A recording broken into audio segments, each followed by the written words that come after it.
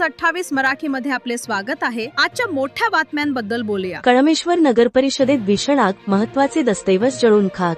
दिनांक 17 जून 2026 रोजी सुमारे पहाटेचे 5:15 वाजताच्या दरम्यान कळमेश्वर नगर परिषद कार्यालयात भीषण आग लागल्याची घटना घडली। रात्रीच्या ड्युटीवर असलेले सुरक्षा रक्षक गुंडेराव कुंबरे यांनी नगराध्यक्षांच्या केबिनमधून धूर येत असल्याचे पाहिले।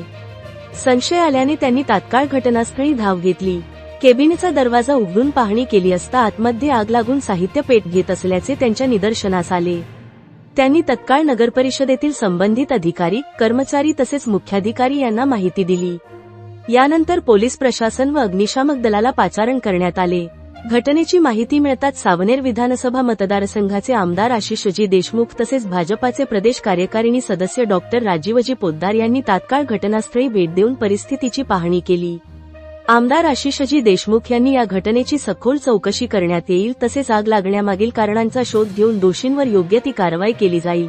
डॉक्टर राजीवजी पोद्दार यांनी देखील प्रशासनाने या घटनेकडे गांभीर्याने पाहून नुकसानग्रस्त विभागांचे पुनर्वसन व आवश्यक सुविधा लवकरात लवकर उपलब्ध करून द्याव्यात, अशी अपेक्षा व्यक्त केली।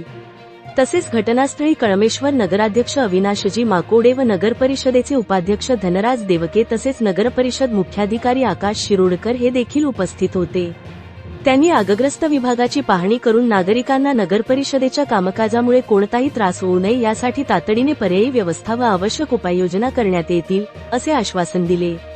आगीचे नेमके कारण अद्याप स्पष्ट झाले नसून पोलीस प्रशासन आणि संबंधित विभागाकडून तपास सुरू करण्यात आला आहे। सुदैवाने या घटनेत कोणतीही जीवितहानी झालेली नाही।